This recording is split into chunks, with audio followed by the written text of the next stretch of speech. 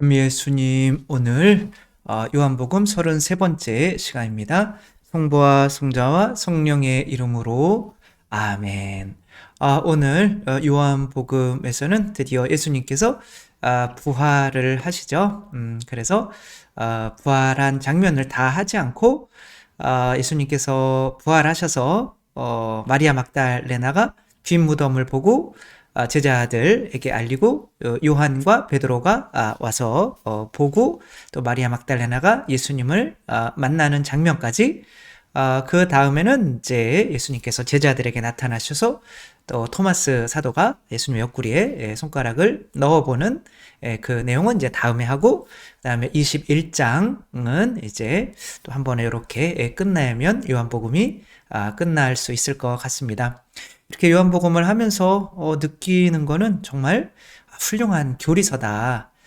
천형성체 교리를 요한복음으로 해야겠다. 이런 생각을 하는데 아무도 안 할 것 같은 뭐 그런 느낌도 들기는 하지만, 잘 쉽게 설명하면 초등학교 아이들도 이해하지 않을까, 이런 생각이 듭니다.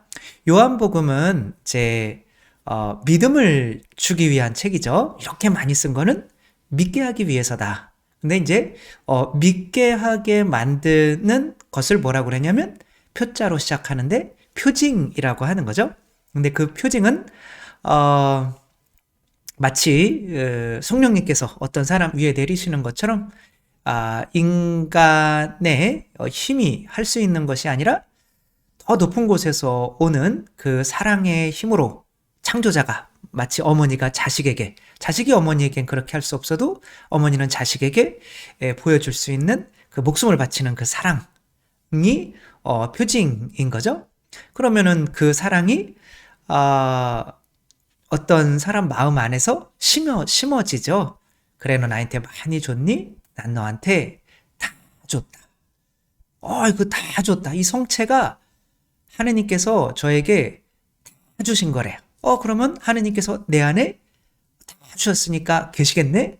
근데 이상하게 하느님은 딴 데 하늘나라에 계셔. 내 마음 안에도 계시고 하늘에도 계시고, 공기가 이 밖에도 있는 것처럼 내 안에도 있고, 뭐 이런 거죠. 근데 부활이라고 하는 것은 내 안에 계셨는데 사라지셨어요. 근데 안 계신 건 아니에요. 이게 도대체 무슨 의미인가? 이게 표징이라고 하는 것이 그래, 나 너 사랑해 라고 하는 창조자만이 보여줄 수 있는 목숨을 바치는, 살과 피를 내어주는 이 사랑인데, 그 사랑을 통해서 누군가가 믿고 새로 태어나야 되는데 거기에 부활이 필요한 거죠. 근데 부활은 요한복음에서 계속 사라졌다 나타났다 하는 그런 모습으로 나타나죠. 다른 복음에서는 여인들이 막 예수님의 발을 잡고 막 인사하고 막 그러는데, 여기서는 마리아 막달레나한테 발을 잡으려고 그러니까 안 돼. 난 아버지한테 가야 돼. 자꾸 이렇게 떠나시고 사라지려고 하는 이런 모습을 보이죠. 이것이 어떤 사람을 새로 태어나게 하는데 표징이라는 것이, 또 그 표징 안에서 부활이라고 하는 것이 어떤 의미가 있는지 한번 보면 좋을 것 같은데요. 아이가 새로 태어나게 만들려고 하더라도 이런 표징은 반드시 있어야 되는 것 같아요. 이 아이는 이제 혼자 걷고 있지만 어디를 향하는 걸까요? 물론 어디 방향을 향하는 걸 수도 있지만, 이 아이가 자라나가는 방식은 네 발로 걷다가 말도 하고 걸음마도 하고 해서 자라나가는 방식은 부모와 같아지는 어떤 이 모습인 거죠. 근데 부모가 계속 사랑만 주고 있으면은 이 아이가 걸음마도 말도 연습할 시간이 없겠죠. 그때는 부모가 사라져 줘야 되는 거야. 이거를 부활이라고 하는 거죠. 그러니까 내 안에 들어왔다가 잠시 당신의 세상에 있는 거죠. 그리고 이 아이는 그 부모를, 없는 부모를 이렇게 기다리며 하는 그 시간이 고통이기는 한데 성장하는 시간이 된다라고 하는 거죠. 이런 이야기를 보면 이제 이해가 쉽지 않을까 생각하는데 어려울 것 같기도 하고요. 저도 어려운 거니까. 어, 이 피아니스트의 전설이라고 하는 영화예요. 이제 이 아이는 배에서 이게 이제 어마어마하게 큰 유람선인데 미국과 유럽을 왔다 갔다 하는. 근데 이제 어떤 사람들이 이제 버리고 간 거죠. 그래서 이 아이는 이제 배에서 태어난 거예요. 왜냐면 이제 버리고 갔기 때문에 이제 요 기관사 아저씨가 이 아이를 이제 키우죠. 공부도 가르쳐 주고 그렇게 키우는데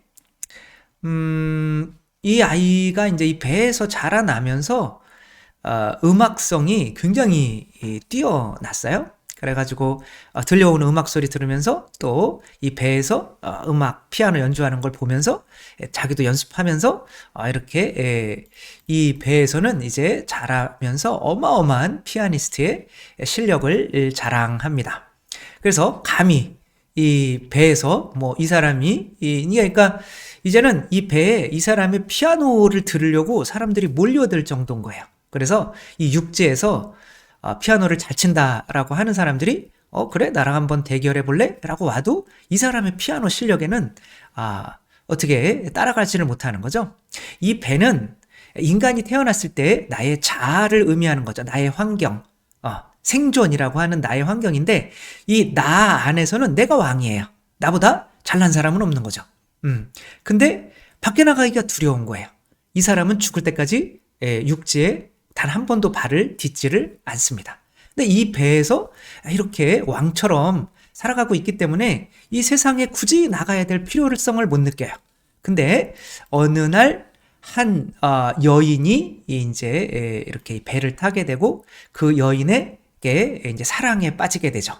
그래서 자기가 이제 피아노 친 거를 이제 판으로 만들어서 이 여인에게 이제 선물을 주려고 하는데 부끄러워서 못 줬어요. 근데 이제 이 여인이 이제 막 내릴 때, 죄송한데 이 선물 좀 내가 받아가세요. 라고 하는데 막 사람들한테 밀려서 받아가지를 못했는데 이 여인이 그래도 이 사람의 마음을 알았죠. 그래서, 자기의 뉴욕시 어디로 몇 번지 이렇게 딱 이야기를 해줘요. 그걸 딱 들어요. 그래가지고, 이 사람이, 그래. 저 여자를 이렇게 찾아가야겠다. 그리고 이제 이 배에서 이제 몇십 년 만에 이렇게 내리려고 하죠. 그 사람들한테 그래 너 세상으로 한번 나가라 라고 하는데 이 사람에게 비친 세상은 너무나 두려운 거예요. 지금 이거 눈동자인데 눈동자에 비친 이 뉴욕시의 이 고층 빌딩들 자기는 이 배에서 지금까지 왕이었단 말이에요. 자기보다 피아노를 잘 치는 사람이 없었고 자기만 뭐 누구도 이 나 안에서는 나에 대해서 누구도 아무튼 나의 왕이었던 건데 누구를 사랑하려면 나 밖으로 나가야 돼요. 이게 뭐가 생각나세요? 탈출기가 생각나죠.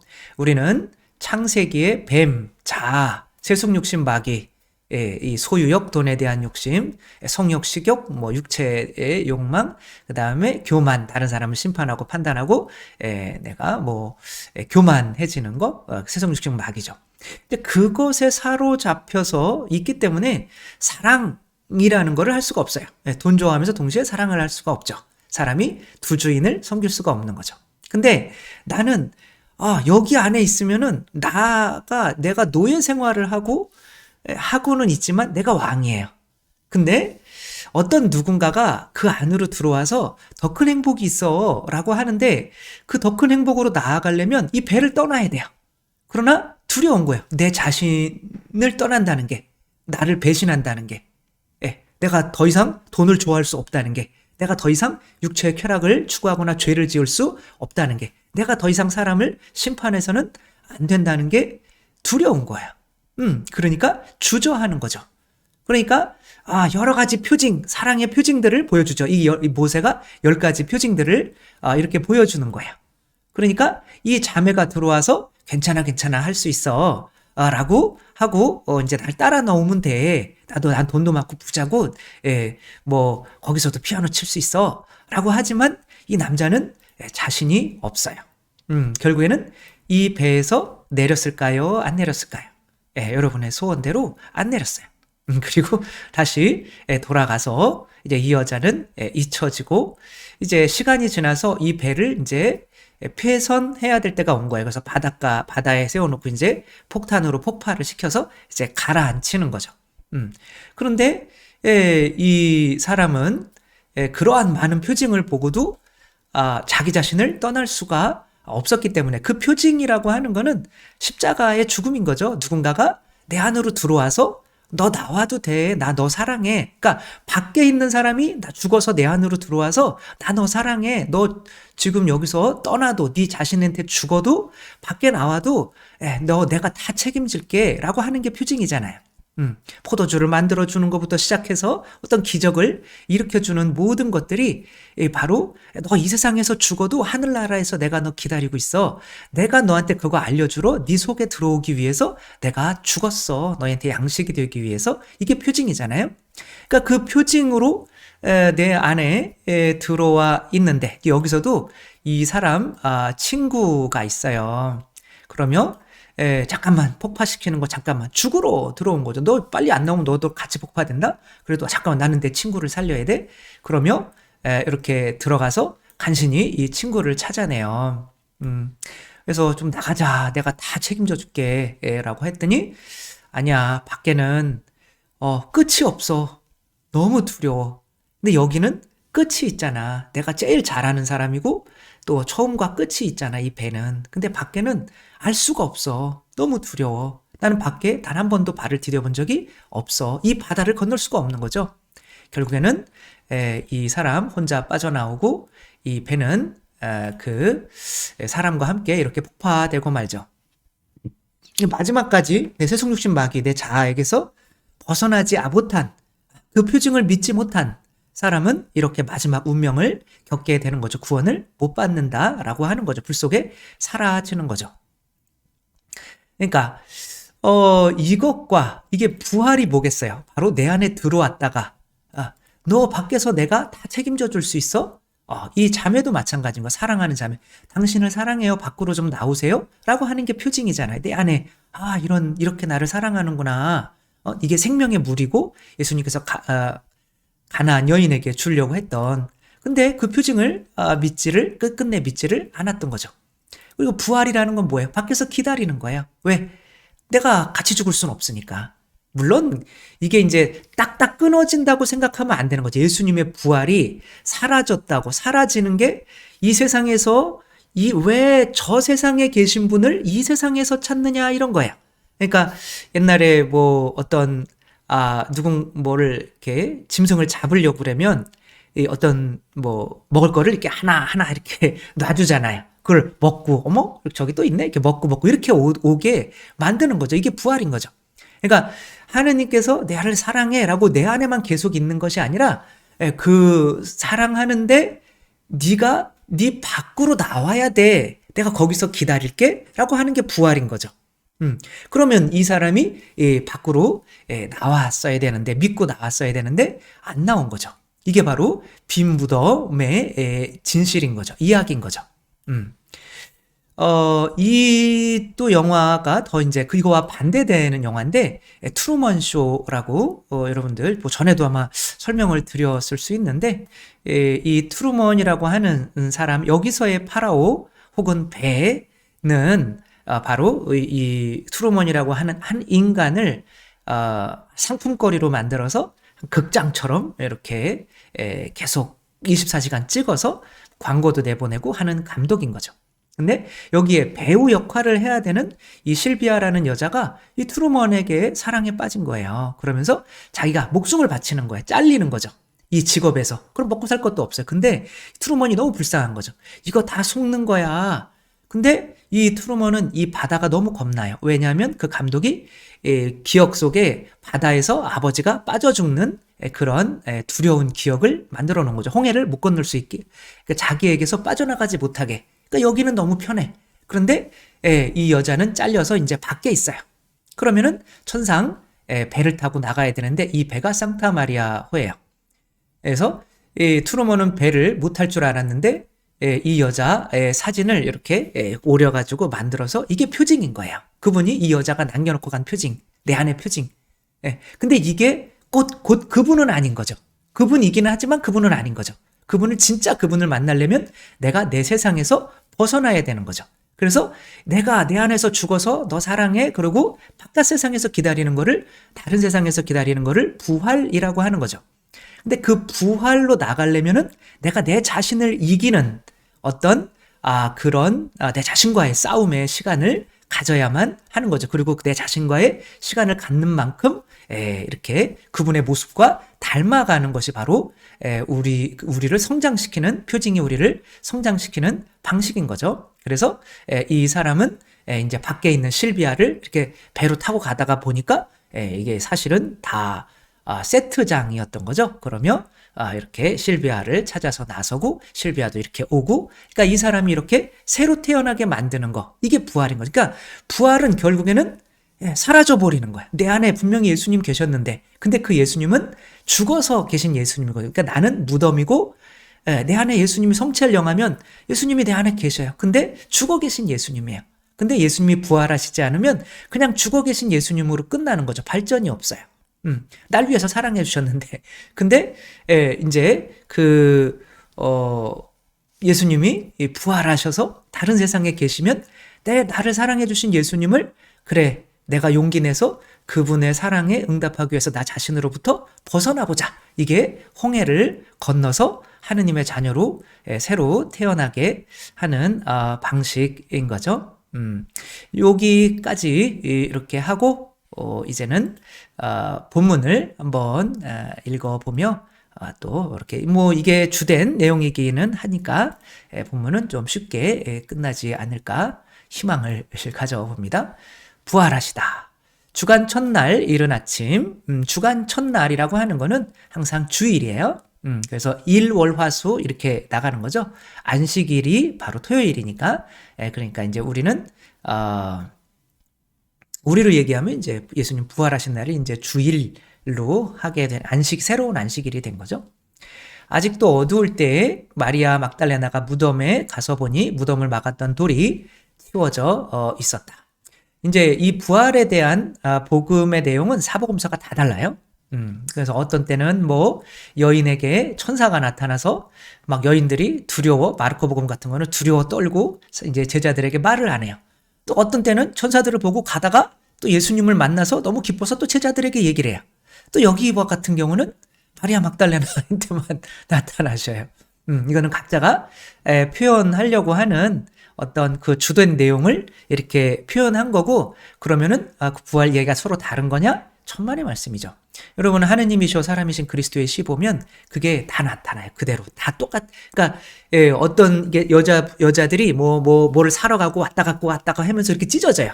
그러면 그렇게 여러 가지 반응들이 있었고, 누구는 이 반응을 쓴 거고 누구는 저 반응을 쓴 거고, 요한복음 바로 마리아 막달레나에게 새로 태어나는, 7 마귀를 들렸다가 새로 태어나는 마리아 막달레나에게 집중하는 거죠.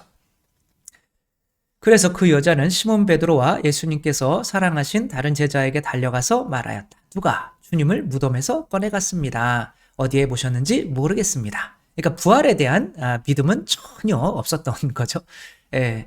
여기서 부활에 대한 믿음을 가진 분은 성모 마리아 밖에 없었다고 이제 하사시에서 나오곤 있는데, 그거랑 섞을 필요는 없지만, 베드로와 다른 제자는 밖으로 나와 무덤으로 갔다. 두 사람이 함께 달렸는데 다른 제자가 베드로보다 빨리 달려 무덤에 먼저 다다랐다. 이렇게 무덤에 다다른 거죠. 이 그림 굉장히 유명하죠. 누가 그렸는지는 인터넷 찾아보면 이제 나오고 그러거든요.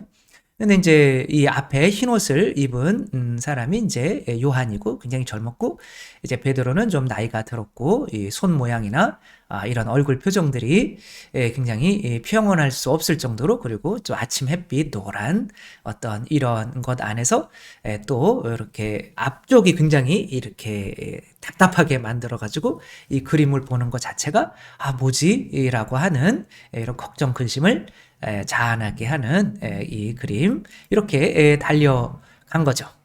두 사람이 함께 달렸는데 다른 제자가 베드로보다 빨리 달려 무덤에 먼저 다다랐다.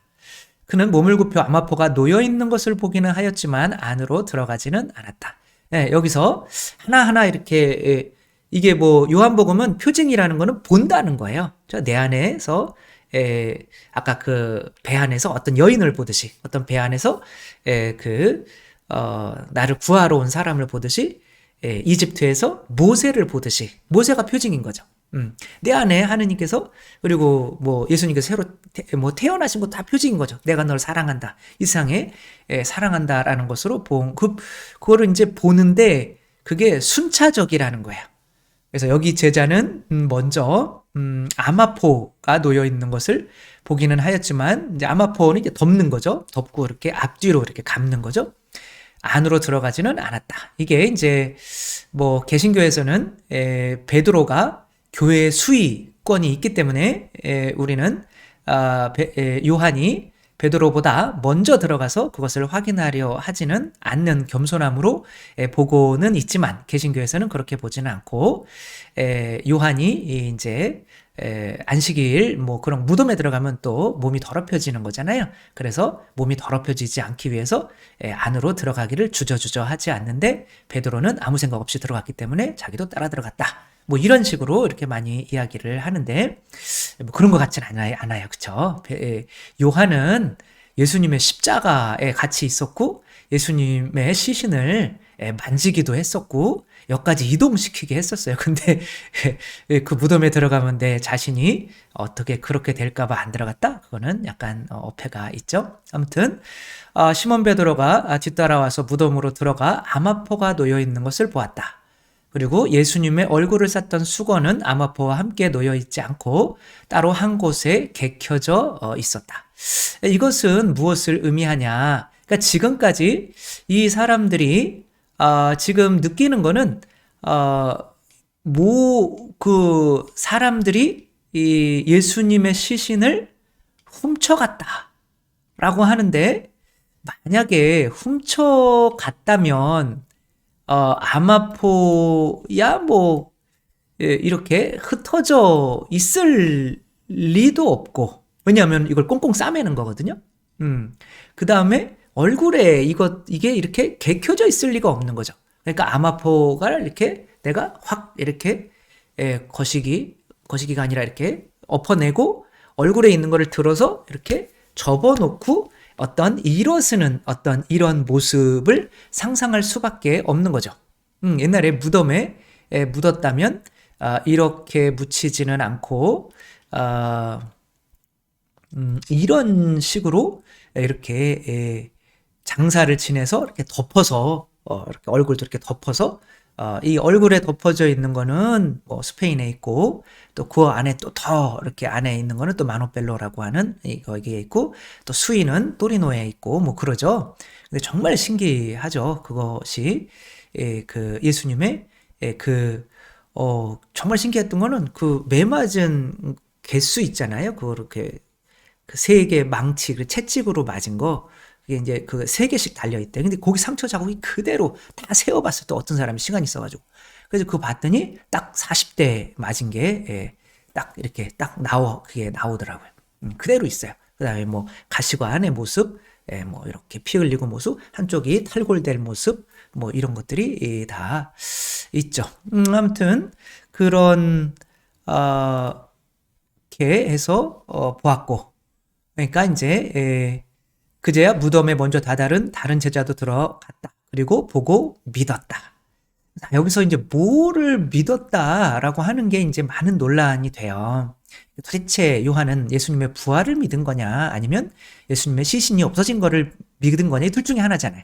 근데 저는 물론 밑에는 그들이 아직 부활해야 된다는 걸 깨닫지 못하고 있었다. 이건 요한이 쓴 거기 때문에 나도 깨닫지 못하고 있었어 라고 하지만 요한은 여기서 어느 정도는 믿지 않았을까? 라고 생각을 해봅니다. 9절 보면 사실 그들은 예수님께서 죽은 이들 가운데서 다시 살아나셔야 한다는 성경 말씀을 아직 깨닫지 못하고 있었던 것이다. 그러니까 그 제자들은 다시 집으로 돌아갔다.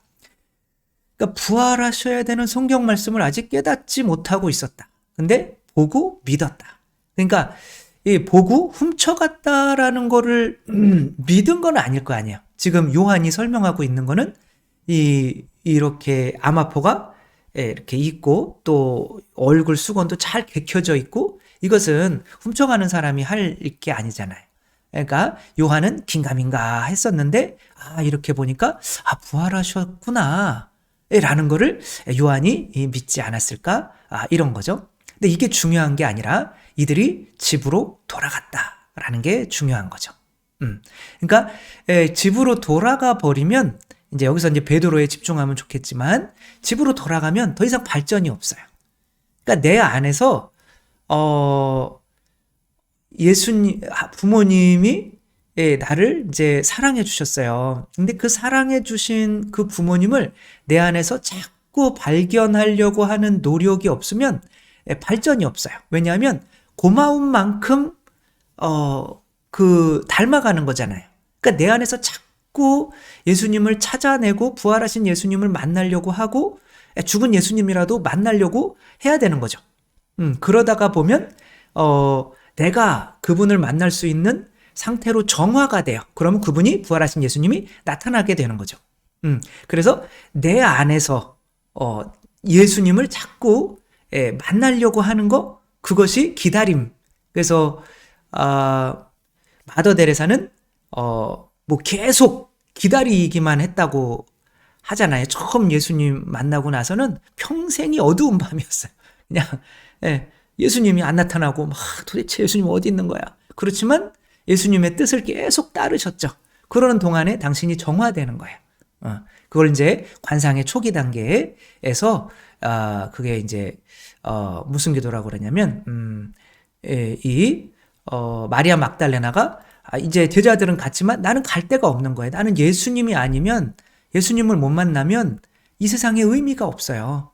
나는 부모님을 못 만나면 의미가 없어요. 그 작은 방 안에 장난감이 있고 아무리 좋은 게 있고 스마트폰 있고 근데 아기가 엄마가 사라졌어요. 그 방 안에서.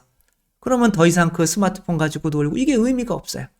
계속 문고리 잡고 있는 거예요. 엄마, 엄마, 엄마, 나는 엄마가 필요해. 그러면서 나는 이 스마트폰이나 이 장난감의 애착으로부터 정화되는 거예요. 그것을 뭐라고 그러냐면 좀 이따 알려드릴게요. 그래서 이제 관상이 그렇게 내 자신의 안에 들어와서 하느님을 찾는 단계. 그걸 왜 갑자기 생각이 안 나지? 그 다음에가 이제 고요의 기도. 그 다음이 이제 일치의 기도인데 일치의 기도는 이제 그 다음 단계 다음번 강의에서 말씀을 드리겠지만 오늘은 바로 내 자신 안으로 집중하는 그래서 하느님을 찾는 그러면서 정화되는 것과 예수님이 이제 나타나는 그 과정 고요의 기도까지 이렇게 한번 보는 거죠. 이 큰 바위 얼굴에서 큰 바위 얼굴이 내 안에 있어요. 표징으로 있어요. 근데 저게 사람은 아니에요. 근데 저런 사람이 분명히 나타날 거라고 어니스트는 믿고 있죠. 근데 이제 기다리다가 어떤 돈 많은 사업가 얼굴이 비슷해. 가봤더니 욕심쟁이에요. 그래서 야 저런 욕심쟁이는 아닐 텐데 그럼 저 사람이 아닐 거야. 이렇게 하며 분명히 엄마가 나타난다고 했거든요. 그러면서 자기가 그런 욕심에서 벗어나는 거예요. 그다음에는 뭐 군인이 왔어요. 장군이. 근데 막 너무 잔인해. 권력적이야. 그래서 저렇게 권위적이어서는 안 되는구나. 그러니까 내 안에 있는 그분을 찾다가 보면 그분과 아닌 것들은 정화가 되게 돼 있어요. 그 기다림 속에서. 근데 점점 이 사람은 중년이 되고 늙어가는 거예요. 근데 이제 나중에 나이가 들으니까 또 정치인이 한 명이 나타나요. 근데 이 사람은 거짓말만 해. 그러니까 명예욕에만 있고. 그러니까 야, 저 사람은 아닌데 이제 난 죽을 날이 얼마 안 남았는데 그러니까 어떤 시인이 와서 보니까 이 석양에 비치는 아니 저 사람이 저 당신 얼굴이랑 똑같은데요. 근데 이 사람이 이미 정말 자기가 저 큰 바위 얼굴로 상상하는 그 사람의 모습이 되어 있는 거예요. 그러면 나는 아니에요. 나는 아니면 그러면서 내려가면서 끝나는 건데 그 사람이 되어 있는 거죠. 그렇게 당연히 아니죠. 그렇지만 그 사람이 되어 있는 거죠. 그러니까 하느님께서는 우리를 그렇게 기다리게 만들므로써 그분과 이렇게 닮아가도록 하는 거죠. 그래서 예수님께서 이렇게 죽으셔서 우리 안에 그냥 계시면서 우리 말을 들어주고 그런 게 아니라 우리 안에서 이 깜깜한 어둠 속에서 당신을 찾기를 원하세요. 계속 예수님 어디 계세요? 그래서 우리가 이제 관상의 단계에 들어가면 계속 예수님을 내 안에서 부르고 찾고 어디 계세요? 예수님 나타나 주세요. 뭐 예수님 아니면 나는 의미가 없어요. 뭐 이런 식으로 우리를 정화시키는 거죠. 그래서 마리아는 무덤 밖에 서서 울고 있어도 안 돌아가요. 그러니까 이게 내 안에서 이제 그 무덤이 나 자신인 거, 내 마음이라고 생각하시면 되는 거예요. 그렇게 울면서 무덤 쪽으로 몸을 굽혀 들여다보니 하얀 옷을 입은 두 천사가 앉아 있었다.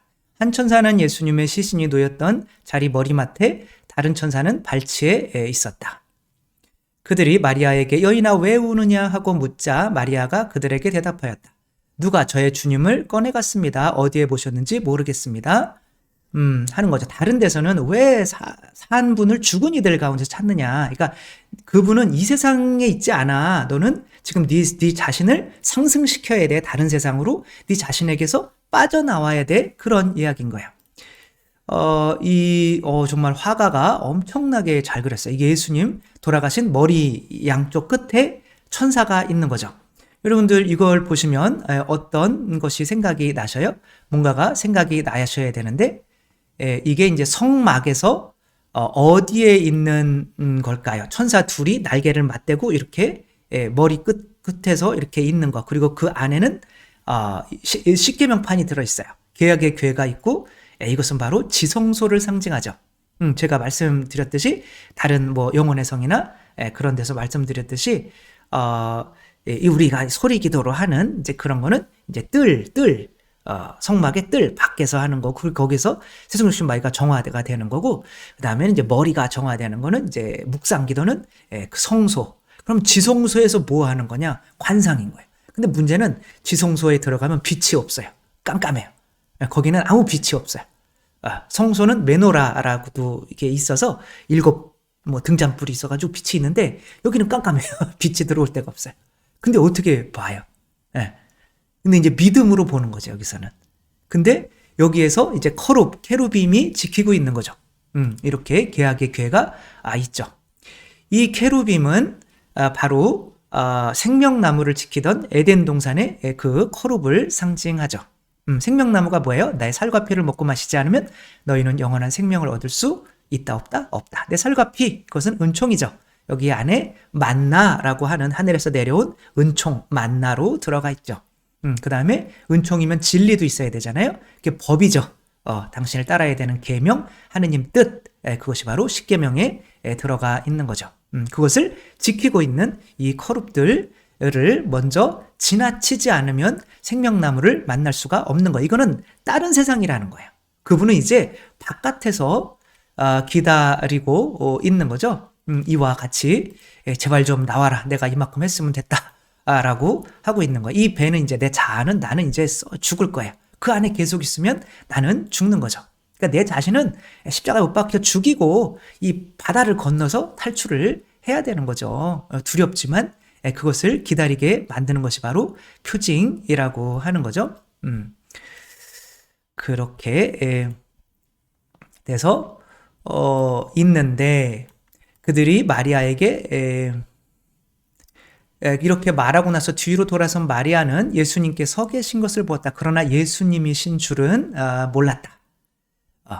이 예수님이신 줄 모르는 거예요. 그러니까 그게 믿지 않으면은 보이지가 않아요. 그러니까 이제 우리가 믿음을 계속 증가시켜 가는 게 정화해 가는 거죠. 저도 어머니가 가발 쓰시고 처음 가발 쓰신 날 제가 대학생 때인데도 머리가 가발인데 못 알아봤어요. 그래서 아줌마 엄마 친구인 줄 알았어요. 그래서 엄마 좀 이따 오실 건데요. 그랬더니 그냥 막 안방으로 막 들어가더라고요. 엄마랑 친한 아줌마구나 이렇게 생각을 했는데 안방에서 엄마가 나오시더라고요. 가발을 벗고 나오신 거죠. 깜짝 놀랐네요. 그렇게 예상 안 하면 못 알아봐요. 저도 뭐 여기서 있다가 이렇게 뭐 안녕 제가 유학 갈 때 그래서 뭐 이렇게 갔다 와서 뵐게요 그랬는데 일주일 뒤에 버스 안에서 봤는데 누군지 모르겠는 거예요.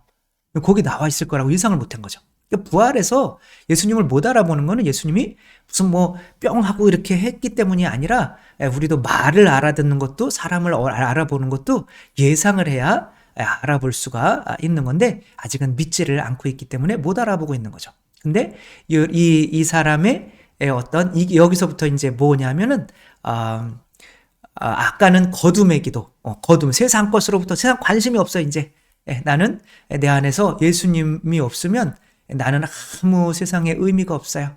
내 안에서 예수님만 좀 나타나 주셨으면 좋겠어요. 이렇게 거둠의 기도를 하는 거죠. 그렇게 거둠의 기도를 하다가 이제는 천사들을 이렇게 만나게 되고 여기서부터 뭔가 이렇게 고요해지는 거예요. 내가 그분이 그렇게 부활하셨네. 부활하셨나 없어졌나.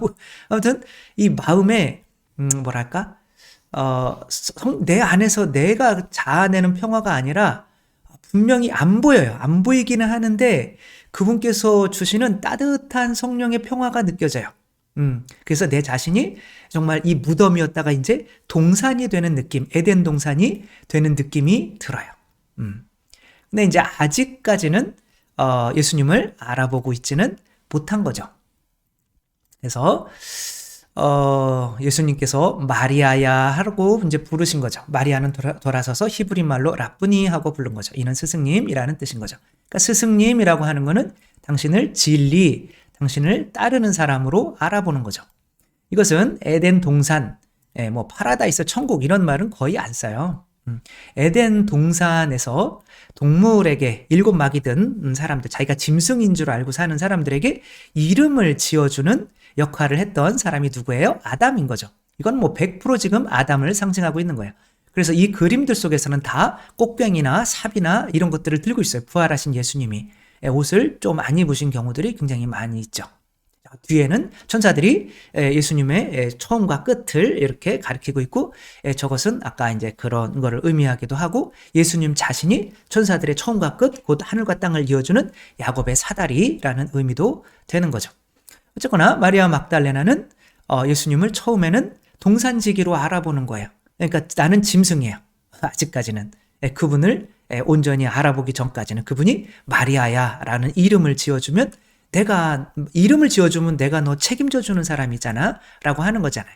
그러니까 누군가가 나의 이름을 지어줬으면 이제 나를 책임져 줘야 될 거 아니야. 여러분이 뭐 어떤 분은 뭐 개를 위해서 강아지를 위해서 정말 수술비 막 몇천만 원도 막 내려고 하고 이제 그런 것처럼 내가 이름을 지어줬으니까 가족처럼 책임을 져주려고 하는 거죠. 안 그랬으면 모르는 개였으면 그냥 개인 거죠. 그러나 마리아야 라고 하는 거는 내가 너 위해서 목숨 바친 사람이야 라고 하는 거고 그러면 내가 지금 이제는 상승 당신께로 나아가는 거기 때문에 당신한테 진리를 계속 배워나가야 되는 학생이구나. 그러니까 뭐예요? 라쁘니라고 한 거죠. 이제는 막 걸음마를 해 나가는 단계이기 때문에 그런 거죠. 그래서 예수님께서 마리아에게 말씀하셨다. 내가 아직 아버지께 올라가지 않았으니 아니 기껏 나타나셔서 또 올라가신대요. 내가 아버지께 올라가지 않았으니 나를 더 이상 붙들지 마라. 그래서 내 형제들에게 가서 나는 내 아버지이시며 너희의 아버지이신 분, 내 하느님이시며 너희의 하느님이신 분께 올라간다 하고 전하여라. 이걸 뭐 해야 하는 거야? 동일시하는 거야. 이제 너랑 나랑 똑같은 수준이야. 그런 거예요. 내 아버지면은 너희 아버지고 내가 형제들이면 너희도 내 형제들이야. 뭐 그런 거죠. 이제 혼자가 아니라 내가 너희랑 나랑 하나야. 이게 일치의 기도가 되는 건데 일치의 기도에 대해서는 아직 저도 잘 모르지만 아무튼 아는 척하며 다음 주에 이렇게 다음번에 하도록 하겠습니다. 소명이 남게 되는 건 일치는 이제 소명 하느님의 뜻을 의미하죠. 마리아 막달레나는 제자들에게 가서 제가 주님을 배웠습니다 하면서 예수님께서 자기에게 하신 말씀을 전하였다. 이렇게 잠자고 있는 우리는 다 죽은 인생이야 무서워서 두려움에 떨고 있는 사람들에게 이상하게 예수님께서 마리아 막달레나 배 안으로 들어와서 나와. 내가 너 사랑해. 내가 너 책임져 줄 수 있어. 걱정하지 말고 물 건너와. 그렇게 해서 했더니 나왔더니 예수님이 계시네요. 그랬더니 넌 더 나아가야 돼. 아직 멀었어.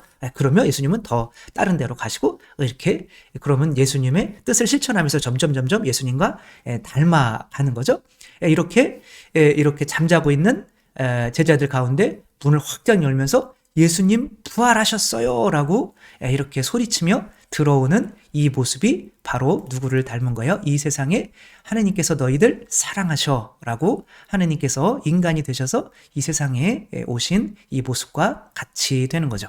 그러니까 이렇게 예수님을 닮아가는 거고 일치해 가는 소명으로서 거죠. 이제 내가 다른 사람들 안에 들어가서 죽어서 들어가서 미친 여자라고 소리를 들어도 들어가서 하느님이 이만큼 사랑하죠. 내가 모욕당하고 뭐 그런 내가 창녀였지만 뭐 7마귀 들렸지만 뭐 하면서 여러분에게 이렇게 하는 것처럼 이렇게 하는 걸 보고 나서 좀 이 표징을 보고서 좀 믿어줘. 여러분도 밖으로 나올 수 있어요. 나와요. 나와 함께 갑시다. 라고 하는 하나의 표징이 마리아 막달레나가 되는 것으로 예수님의 부활의 의미가 이렇게 되는 거죠. 표징은 뭐 하느님께서 우리를 이제 사랑하신다는 건데 말로만 사랑하시는 것이 아니라 당신의 살과 피로 우리 안에 들어오셔서 우리를 이제 사랑하신다라고 하는 것을 알려주시는 거죠. 그게 십자가의 죽음인 거죠. 근데 이제 그 표징을 가지고 끝나는 게 아니라 그분은 내 안에서 사라지셔요. 계시긴 계신데 사라지셔요. 그러면 내가 그분을 내 안에서 끊임없이 찾아가는 게 이제 그분을 보려고 하는 관상의 단계인 거죠. 그러면 이제 그 관상의 단계를 통해서 계속 보려고 하다가 내 자신이 세속 육신 마귀로부터 완전히 정화됐을 때에 그분은 천사로 또 예수님 또 에덴 동산에 내가 에덴 동산에서 이제 살게 되는 거죠. 내 자신이 이 배에서 벗어나서 정말 세상으로 나오게 되는 거고 이집트에서 벗어나서 세상으로 가나안 땅으로 이제 들어가게 되는 거죠. 그렇게 될 때 이제 정말 하느님 나라의 행복을 맛보면서 이제 하느님이 그렇게 하셨던 것처럼 내가 너희한테 그렇게 한 것처럼 너도 똑같이 해라. 그래야 내 아버지가 네 아버지가 되고 네 아버지가 아무튼 그렇게 되는 거죠. 그래서 그분과 일치하게 되는 그 과정이 남게 되는 건데 그게 복음을 전하는 일이 되는 거고 그 복음을 전하는 사람이 되는 게 바로 첫 번째 표징의 인물로 나왔던 세례자 요한 혹은 두 번째 뭐 성모 마리아 가나의 혼인잔치 뭐 여러 가지 그 다음에 다른 표징이 되는 모든 사람들 뭐 관리에 뭐 헤로데 관리인가요? 뭐 그런 사람도 있고 뭐 많죠. 가나안 여인도 있고 그런 식으로 이렇게 되는 거죠. 이게 뒤에 것들이 앞에 한 것들이 이렇게 예수님의 십자가 죽음과 부활과 이제 승천을 통해서 정리가 되게 되는 거죠. 저희도 예수님의 부활이라고 하는 것이 뭐 예수님이 뭐 빈 무덤이 부활했냐 안 했냐 이런 게 중요한 것이 아니라 요한복음은 에덴 동산의 창조 이야기를 하고 있는 거다라는 것을 잊지 않는다면 이런 이야기가 표징을 통해서 어떻게 하느님께서 짐승으로 살고 있는 우리 자아에게서 해방시키셔서 우리를 당신 나라로 다시 에덴 동산으로 이끄시는지 표징이라고 하는 것이 어떤 과정을 거쳐서 그렇게 하는 것인지를 이렇게 설명하는 것이라는 거. 그래서 이렇게 새로 태어나야만 하느님의 은총과 진리로 새로 태어나야만 하느님의 자녀가 되는 거죠. 그래서 은총과 진리를 가지고 우리들도 또 다른 사람의 심장 안으로 들어가서 이런 표징이 되는 사람이 되게 만드는 거. 이게 요한복음의 목적인 거고 이게 교리의 전부인 거죠. 초등학교 3학년 정도 되면 다 이해할 수 있을 것 같아서 아마 이런 것을 초등학교 교리로 이렇게 초등학생 교리로 해볼까 아무도 안 올 것 같은 그런 아무튼 그렇게 오늘 마치도록 하겠습니다.